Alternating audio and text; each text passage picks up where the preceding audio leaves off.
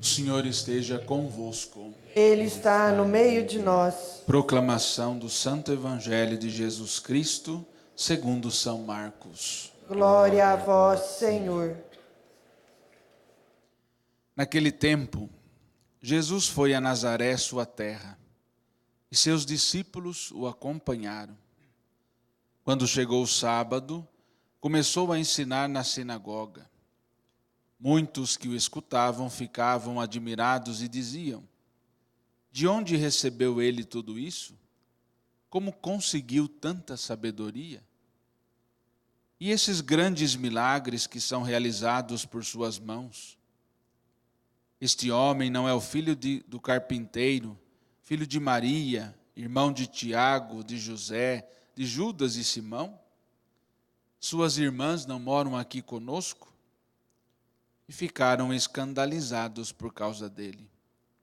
Jesus lhes dizia: um profeta só não é estimado em sua pátria, entre seus parentes e familiares. E ali não pôde fazer milagre algum. Apenas curou alguns doentes, impondo-lhes as mãos. E admirou-se com a falta de fé deles. Jesus percorria os povoados das redondezas, ensinando. Palavra da salvação. Glória a vós, Senhor. Meus queridos irmãos e irmãs na fé, presentes aqui na Associação do Senhor Jesus, você também que reza conosco hoje nesta manhã, aí na sua casa, através da Rede Século XXI. É uma alegria hoje podermos nos colocar diante deste Jesus, com esses dois, de modo especial, estas duas leituras tão especiais para a nossa fé. Primeiro, quando o reconhecimento da nossa fragilidade. Aliás, o Salmo também menciona isso, não é? O Salmo diz: é preciso que a gente se lembre e que saiba que somos barro e que se lembremos que apenas somos pó, não é? A nossa fragilidade é presente em nossa vida. Por isso, Deus vai nos corrigindo sempre. O texto da primeira leitura da carta aos Hebreus fala desta correção, não de uma desistência. Deus não desiste de nós. Não é pelo nosso pecado, pela nossa infidelidade, ou pelo distanciamento, muitas vezes, de Deus que temos, que Deus vai desistir de nós. Mas Deus nos chama cada dia à conversão, a possibilidade de fazer esta volta ao seu coração, à sua vida, a entrega verdadeira de disponibilidade para este segmento e para esta entrega total ao Senhor. Por isso que o texto vai dizer: ainda não resististes até o sangue na vossa luta contra o pecado. Ou seja, precisamos dar a vida mesmo, resistindo até a última consequência, o pecado, a infidelidade. A tentação de desistir do caminho do Senhor, de viver outros projetos, outros ideais, outros caminhos, mas o Senhor nos convida sempre a viver a fidelidade a Ele. Ainda mais, o texto vai dizer: meu filho, não despreze a educação do Senhor. Interessante esta fala desta primeira leitura, não é? O Senhor sempre vai corrigindo, como um pai corrige o seu filho, como uma mãe corrige o filho, a correção é necessária. Corrigir não significa que aquele que nos corrige não gosta da gente. Não é? Às vezes nós que somos filhos, né, quando o pai e a mãe corrigem a gente, vai dizer: ei, a senhora não gosta de mim mesmo, né? Não me ajuda. A correção não significa que aquela pessoa que nos corrige não gosta da gente, mas quer nos ajudar a viver melhor, a ser melhor, a tomar um caminho talvez diferente. Olha, por aqui talvez não é o melhor caminho. Volte o coração, a vida, para esta opção, para este caminho, para esta fidelidade. Deus vai corrigindo sempre. Quando a gente olha, sobretudo, o Antigo Testamento, nós fazemos essa experiência de um Deus amoroso, misericordioso, presente na vida do povo e que sempre está dizendo: volte o coração, volte a vida. Mesmo lá na situação de dificuldade, mesmo quando o povo lá no deserto sofre pela saudade da escravidão, porque lá tinha comida, tinha água, tinha onde dormir, e agora o povo está escravo, está livre, não mais escravo, mas está no deserto, e aí diz: mas aqui nós não temos nada. Não podemos ter saudade daquilo que vivemos, do pecado, da infidelidade, da escravidão.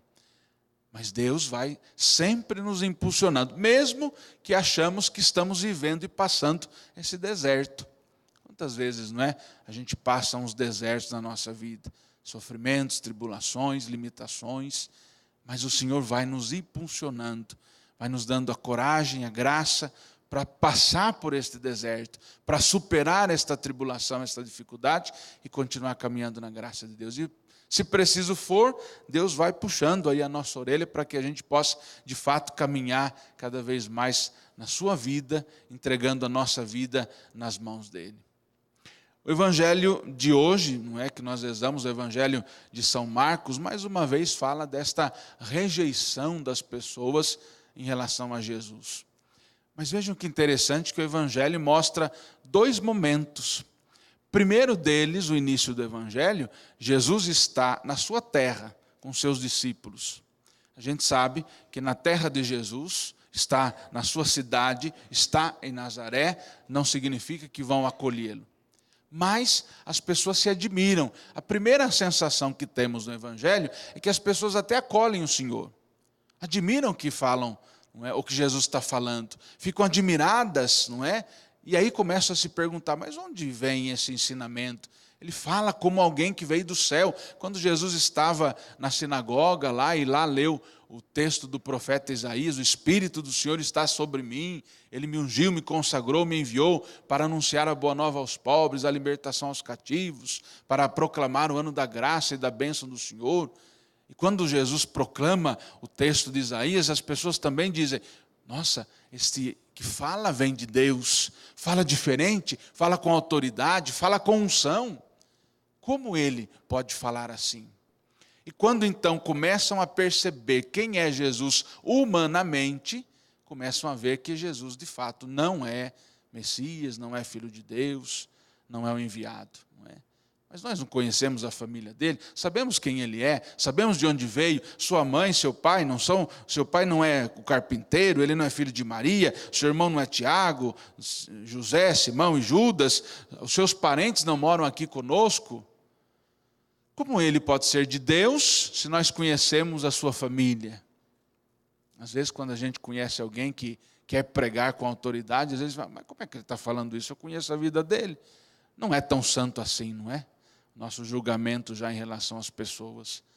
E assim também aconteceu com Jesus. Não pode ser de Deus aquele que é humano. O Messias, Deus, não pode ser humano. E aqui já há uma graça de ouvir Jesus. Mas para que o milagre aconteça, o que Jesus fala precisa cair no coração e se transformar e transformar a nossa vida. Por isso que ali onde está Jesus, não se realiza nenhum milagre. Apenas alguns. O texto primeiro nega, depois diz apenas alguns. Não é? Porque não reconhece o Senhor. Ouve Jesus, mas não está atento para perceber, deixar aquela palavra, o seu ensinamento, a sua opção de vida, a sua proposta, o seu caminho, transformar a minha vida e meu coração, para que a minha vida seja de fato dele, para que eu entregue a minha vida a ele, a este Jesus. Por isso que o milagre não acontece.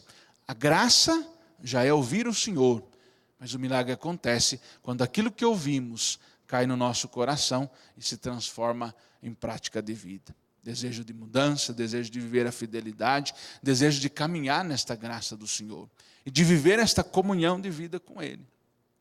Aqueles que se aproximam de Jesus, permitem que Jesus transforme a sua vida, permite que Jesus o toque, que Jesus estenda a sua mão e estende a mão também ao Senhor, a graça acontece.